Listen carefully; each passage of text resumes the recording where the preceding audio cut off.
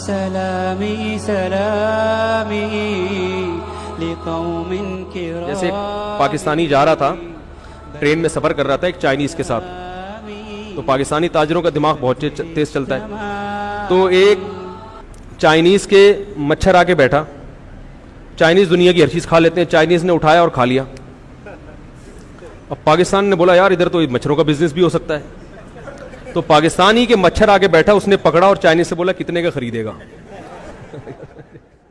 تھوڑے سے چٹکلے چلتے رہتے ہیں, ان کا موضوع سے تعلق تو نہیں ہے, لیکن تھوڑا سا آپ کا دل اس میں لگا رہے کہ وہ ایک جو چوہا جو ہے نا, چوہا, اس نے ایک ہاتھی کو دریا میں نہاتے ہوئے دیکھا. السلام علیکم, خیریت سے آپ؟ تو ہاتھی کو دیکھا دریا میں نہاتے ہوئے, تو چوہے نے ہاتھی سے کہا یار ذرا باہر آنا, کام ہے ضروری. تو ہاتھی نے کہا بھائی میرے لیے باہر آسان نہیں ہے, میں گھنٹوں لگیں گے, میں ہاتھی ہوں, کوئی مذاق نہیں ہوں. چوہے نے کہا نہیں, بہت ہی اہم کام ہے, تھوڑی دیر کے لیے آپ کو باہر آنا پڑے گا. اب بیچارہ اتنی مصیبت سے باہر نکلا, چوہے نے کہا بس ہو گیا کام, واپس جاؤ. ہاتھی نے کہا بھائی کیا ٹینشن تھی, مجھے اتنی مصیبت سے نکلا, اور میں, چوہا کہہ رہے بس میں یہ دیکھنا چاہ رہا تھا میرا انڈر ویئر پہن کے تو نہیں نہا رہے تم پہ. ٹھیک ہے نا, صحیح ہے. تو خیر ہاتھی انڈر ویئر نہیں پہنتا, کوئی بھی دنیا کا جانور ایسا نہیں ہے دنیا میں کوئی جو لباس زیبتن کرتا ہو, کیونکہ لباس کا تعلق کس سے ہے؟ تہذیب سے. انسان ہمیشہ سے لباس پہنتا آیا ہے, یہاں تک کہ قرآن مجید میں اللہ نے فرمایا ہے کہ جب آدم علیہ الصلاۃ والسلام سے خطا ہوئی ہے جنت میں, تو اس خطا کے بدلے میں اللہ نے جو سب سے پہلی سزا دی, ان کا لباس چھین لیا. حالانکہ وہ دونوں میاں بیوی تھے, حضرت آدم اور حوا, لیکن ان میں اتنی حیا تھی کہ فتفقا یخصفان علیہما من ورق الجنہ, کہ جنت کے درختوں کے پتوں سے اپنے جسم کو ڈھانپنے لگے. تو پہلے دن سے اللہ نے انسان کے مزاج میں اور انسان کے فطرت میں کیا رکھا ہے؟ تہذیب. لباس کا تعلق کس سے ہے؟ تہذیب. ایک جاہل پیر تھے, جاہل پیر ہوتے ہیں نا اپنے مریدوں کو بس کھانے کھلانے کی ترغیب, انہوں نے کہیں کدو کی فضیلت پہ بیان کیا. کس پہ بیان کیا؟ کدو کی فضیلت. نبی صحیح حدیث ہے کہ رسول اللہ صلی اللہ علیہ وسلم کو لوکی اور کدو جو ہے نا یہ بہت پسند تھا, یہ صحیح حدیث ہے. حضرت انس بن مالک رضی اللہ تعالی عنہ فرماتے ہیں کہ جب ایک صحابی نے حضرت انس بن مالک کو دیکھا کہ وہ سالن پکا ہوا ہے, اس میں جہاں جہاں کدو ہے نا, تو حضرت انس بن مالک وہ کدو تلاش کر کر کے کھا رہے ہیں. تو کسی نے پوچھا کہ ایسا کیوں؟ فرمایا میں نے نبی صلی اللہ علیہ وسلم کو ایسے ہی دیکھا. آپ کو لوکی پسند تھی, صحت کے لیے بھی بڑی زبردست چیز ہے, لیکن یہ ایک طبعی چیز ہے نا, کوئی ضروری نہیں کہ ہر آدمی کو پسند ہو, یہ تو طبعی چیز ہے. تو آپ وہ مولانا جو جاہل پیر تھے نا, انہوں نے اپنے مریدوں کو حدیث سنائی کہ کدو نبی نے کھایا, نبی کی سنت. جب کھانے کا ٹائم آیا نا, تو وہ جو مرید تھا اس نے کہا کہ حضرت میں آپ کے لیے کدو شریف پکا کے لے آؤں.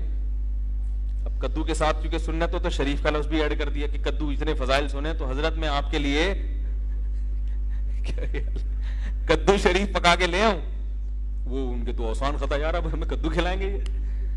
تو انہوں نے کہا یار ہم گناہگار لوگ ہیں, میرے لیے کوئی بغیرت سی مرغی پکا کے لے آؤ تم.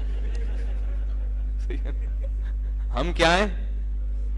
ہم بڑے گناہگار لوگ ہیں, کدو شریف کہاں, ہمارے لیے کوئی بغیرت سی جس میں غیرت بالکل ہی نہ ہو. تو یہ جو فارمی چکن ہے نا, اس بیچارے کو کچھ پتہ نہیں. مجھ سے ایک دفعہ بقرعید میں کسی نے مسئلہ پوچھا کہ حاملہ گائے جو ہے نا, حاملہ گائے, اس کی قربانی جائز ہے؟ میں نے کہا ہاں جائز ہے. تو انہوں نے کہا اس بیچارے معصوم بچے کا کیا قصور ہے؟ وہ جو گائے کے پیٹ میں معصوم بچہ ہے اس کا کیا قصور ہے؟ تو میں نے کہا اس کی ماں بیچاری کا کیا قصور تھا جس کو ہم کاٹ رہے ہیں, اس سے اس کو کسی جرم کی سزا دی جا رہی ہے.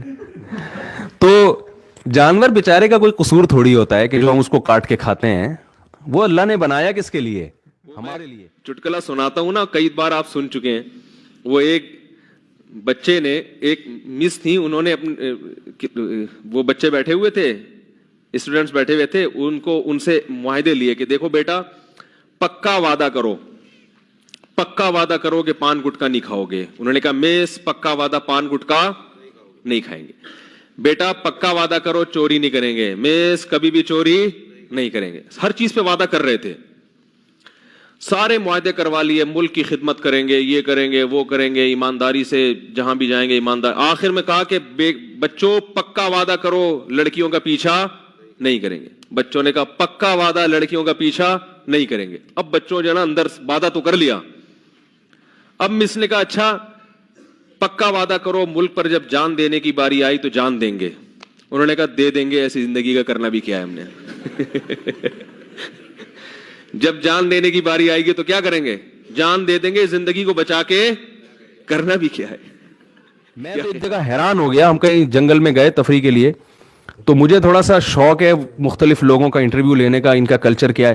تو میں نے دیکھا کہ اب ہمارے کیمپ کے قریب 2 ذرا ایجڈ سی خواتین تھیں, تو میں نے کہا چلو ان سے تھوڑا سا انٹرویو لوں, یہ خیمے میں کیا پکا رہی ہیں. ہم وہاں قریب گئے تو وہ کچھ مچھلی ڈال کے اور کچھ پکا رہی تھی, تو تھائی زبان میں ایک ترجمہ کرنے والے میرے ساتھ موجود تھے. تو وہ انہوں نے بتایا کہ یہ مفتی صاحب ہیں, ہمارے عالم ہیں, یہ آئے ہیں, یہ آپ سے انٹرویو لینا چاہتے ہیں. میں نے ان سے پوچھا آپ کیسے رہتے ہیں, کیا کھاتے ہیں, تو گپ شپ ہوئی. تو پھر جب انہوں نے تعارف کروایا نا کہ ہمارے عالم ہیں یا مذہبی رہنما ہیں, تو پھر وہ کہنے لگیں خواتین کہ آپ, وہ تھیں تو بدھسٹ تھیں, تو انہوں نے کہا آپ ہمارے لیے گاڈ سے دعا کریں کہ اللہ ہمیں اولاد دے دے. تو میں نے کہا یہ دونوں لیڈیز کے اولاد, یعنی شاید ہمیں سے مراد ہو, ان کے میاں کہیں اور رہتے ہوں گے, دونوں کی اولاد نہیں ہوئی. تو میں نے کہا کہ وہ کیا مطلب آپ دونوں کے, یعنی شوہر کہاں ہیں؟ تو پتہ چلا کہ یہ ان کا شوہر ہے اور یہ کیا ہیں. تو میں نے ان کو, ویسے وہ اردو سمجھتے بھی نہیں تھے, میں نے تھوڑا مزاق کیا, میں نے کہا اسی وجہ سے تو اولاد ہو نہیں رہی. بھائی اولاد کے لیے ایک کا عورت ہونا تو دوسرے کا مرد ہونا, یہ تو دونوں فرشتے بھی کنفیوز ہو رہے ہیں کہ یار یہ کیا مسئلہ ہوا کیا ہے. ٹھیک ہے کہ بھائی ان کو اولاد اللہ کی طرف سے دے کیسے ہم. تو ایسے عجیب فیشن ان لوگوں کے کہ مرد نظر نہیں آتا اور عورت نظر نہیں آتی. تو اسلام نے حکم دیا کہ مرد ہو تو حلیہ کیسا ہونا چاہیے, یہ نیچر ہے بھائی, مرد بن کے رہے اور عورت بن کے رہے. وہ ایک آدمی کسی کے یہاں رشتہ, بیان ختم ہو گیا, جو جانا چاہیں جا سکتے ہیں.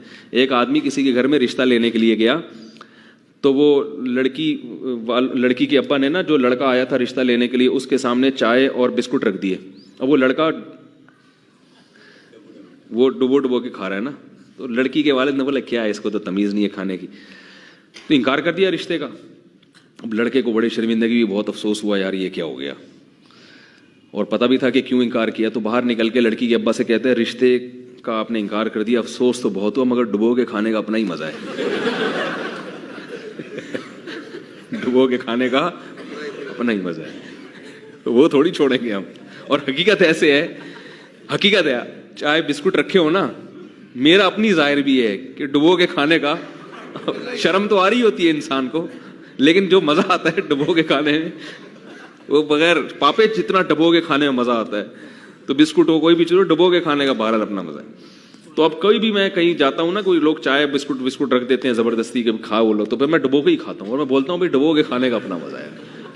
آپ کو لگے گا مفتی صاحب کیا کر رہے ہیں, بھائی ہم آپ کی وجہ سے مزہ تھوڑی. جب مدرسے گئے نا, تو ایک تو ملا کے لفظ سے بھی ایک وحشت ہوتی تھی, اوپر سے مدرسے گئے تو انہوں نے ظلم یہ کیا کہ ٹینٹ کرانے کا حکم دے دیا. پہلے ہی ہم کالج کی لائن میں, وہ ہر وقت جو ہے نا, وہ کہیں گلاس نظر آتا تو بالوں کی پف بنا رہے ہیں, یہ کر رہے ہیں, وہ کر رہے ہیں. ایک تو اتنی بڑی قربانی دی کالج لائف کو چھوڑ کر, وہ عیاشیوں کو چھوڑ کر. حضرت کا مدرسہ بھی ایسا تھا, 8 طلبہ تھے اس وقت ٹوٹل, کوئی بڑا مدرسہ بھی نہیں تھا.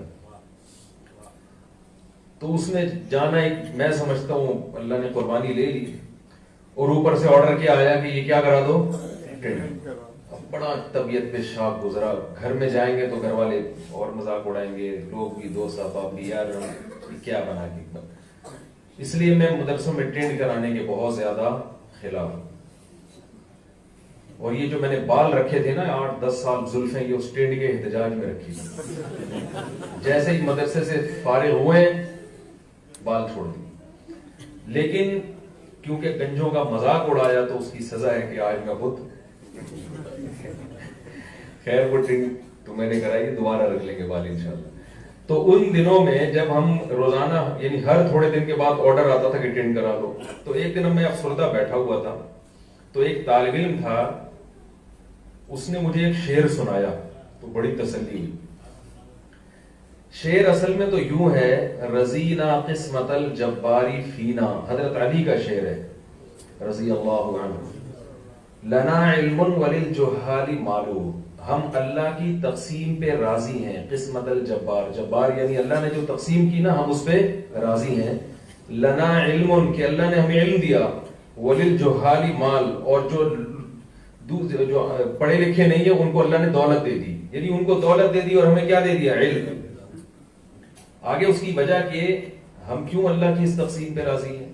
فَإِنَّ الْمَالَ يَفْنَى عَنْ قَرِيبٍ وَإِنَّ الْعِلْمَ يَبْقَى لَا يَزَالُ. اس لیے کہ مال عن قریب فنا ہونے والا ہے اور علم ہمیشہ باقی رہنے والا. تو اصل شعر یوں تھا. تو اس طالب علم نے اس کو چینج کیا. جب بار بار اس طرح پھر رہا تھا نا، سر پہ ٹنڈ ہو رہی تھی، تو تسلی کے لیے بھی شاعری کہی جاتی ہے نا، اپنا غم ہلکا ہو جائے. تو اس نے کہا کہ یہ شعر یوں ہونا چاہیے: رزینا قسمت الجباری فینا لنا ٹنڈن وللجہال بالو.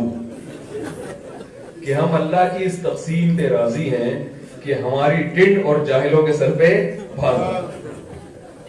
آگے دلیل: فَإِنَّ الْبَالَ يَفْنَى عَنْ قَرِيبٍ وَإِنَّ الْٹِنْڈَ يَبْقَى لَا يَزَالُ. اس لیے کہ بال عن قریب ختم ہو جائیں گے اور ٹنڈ ہمیشہ بڑھ گئے. ٹنڈ ہمیشہ کیا رہے گی؟